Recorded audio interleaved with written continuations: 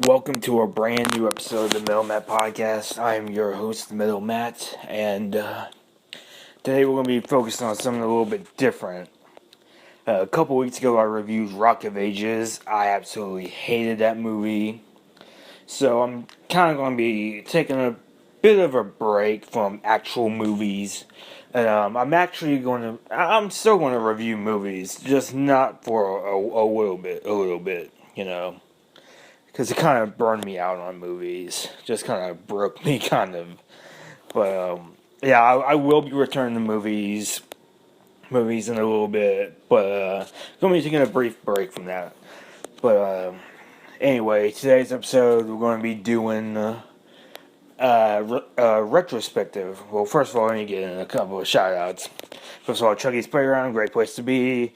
Recently been getting some new members, 83 members, I believe, and just having a lot of great talks on here, both Chucky related and non-Chucky related. Definitely check us out.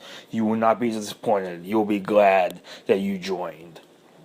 And of course, movie Mayhem with Spanky and G, and this one, this show obviously, as always, was pretty good. You know, they did Fargo. That was a really good podcast episode. Really loved it, especially when they did the Minnesota accents. I really laughed at that. That was a really great moment. You know, it's very very funny, awesome as well. So definitely check them out. They're really great as well.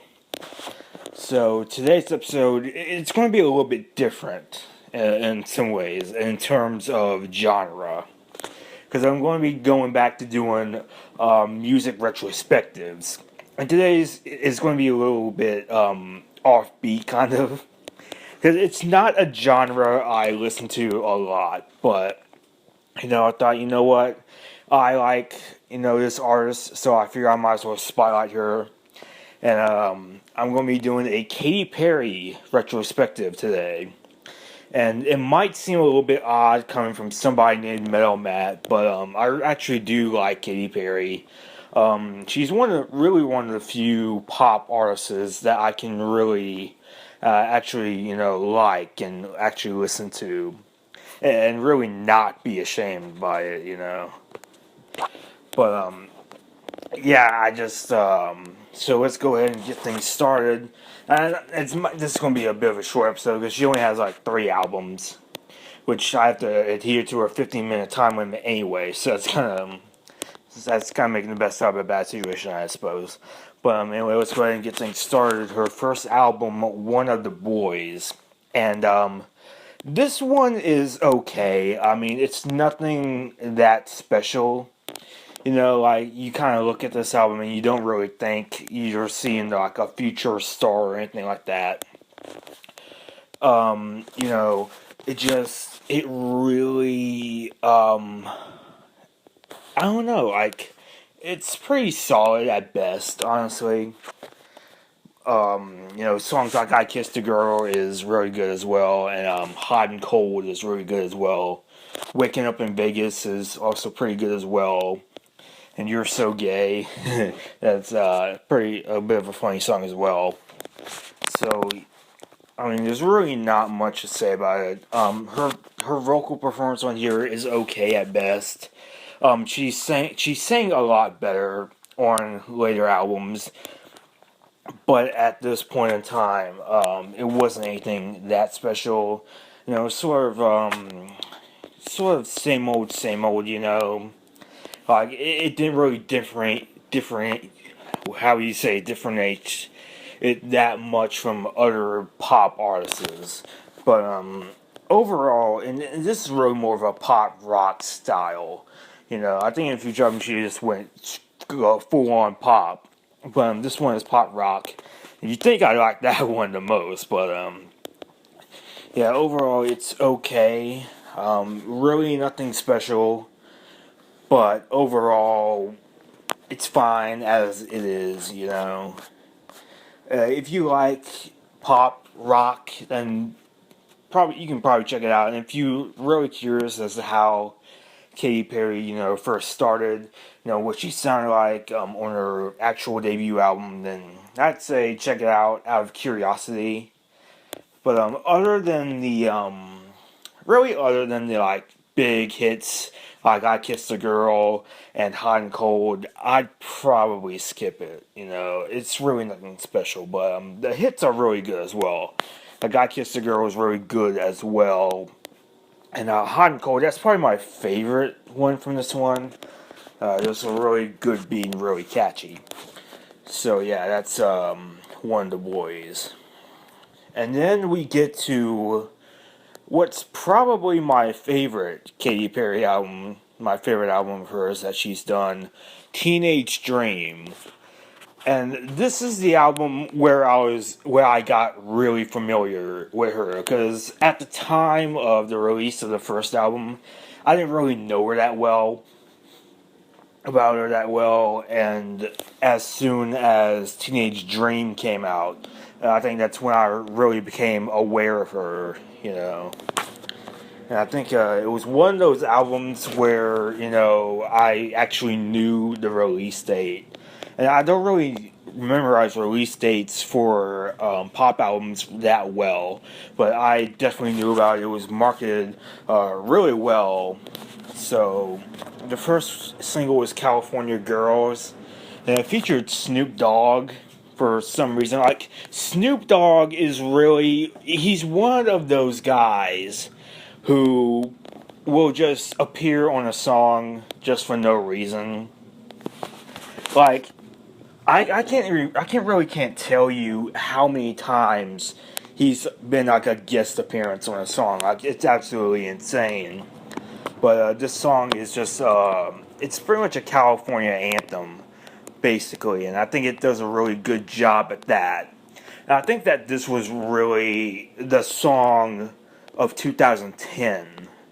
I mean, I really think when I think of 2010, and when I think of the music that 2010 offered us, I immediately think of the Teenage Dream album of hers, and I immediately think of California Girls. Like, that just resonates in my mind, And the next single was Teenage Dream, the title track, which was okay. The next one was Firework, which, again, okay. E.T., really good one. It sort of sounds like Queen's We Will Rock You, that boom, boom, boom, boom, that kind of one. And what's really funny to me is, as you all know, I'm a big WWE fan. And every year, I believe in December, they always air this WrestleMania recap show on NBC, where they sort of show matches from the WrestleMania of that year. And it was WrestleMania 27, the year 2011, like the year that WrestleMania 27 was. And Triple H comes out to his theme song, and I think he used When the Bell Tolls, For Whom the Bell Tolls by Metallica that year. And Undertaker comes out to the song, and the song goes,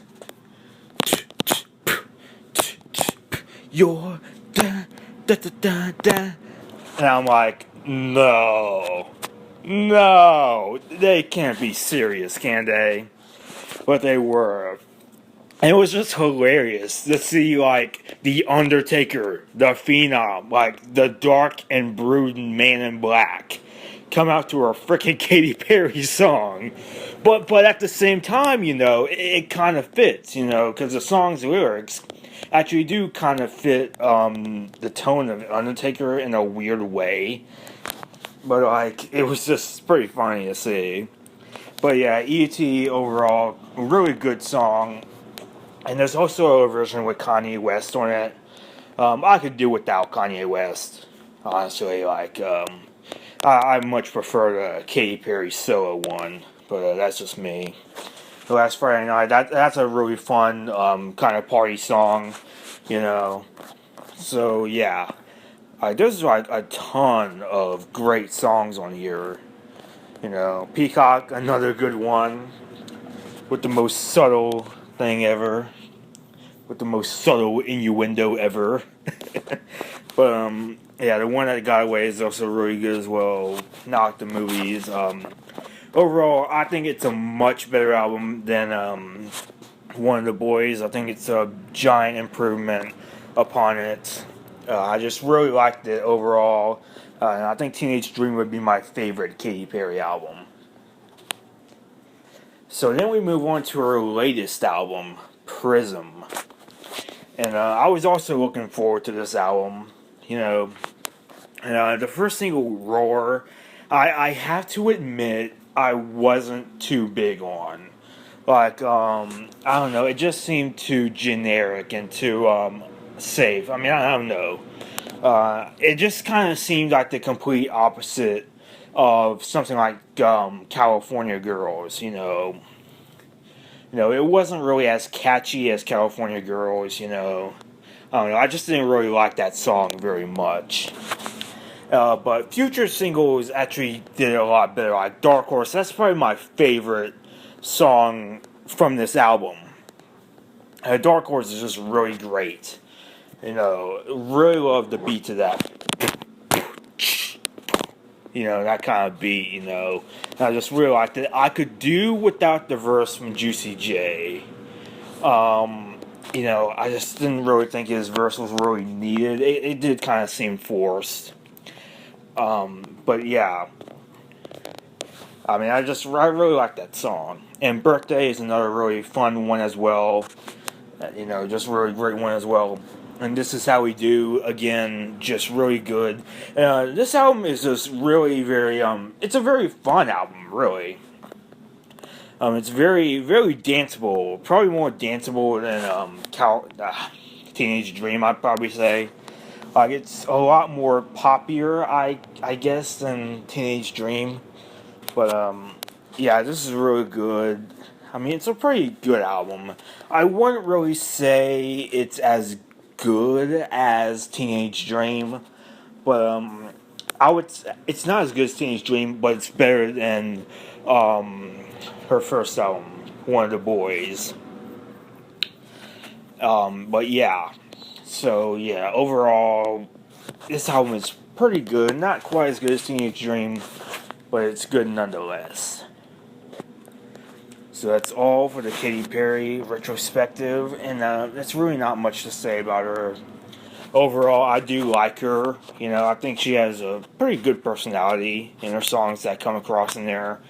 And I just really like her music, and I really like her.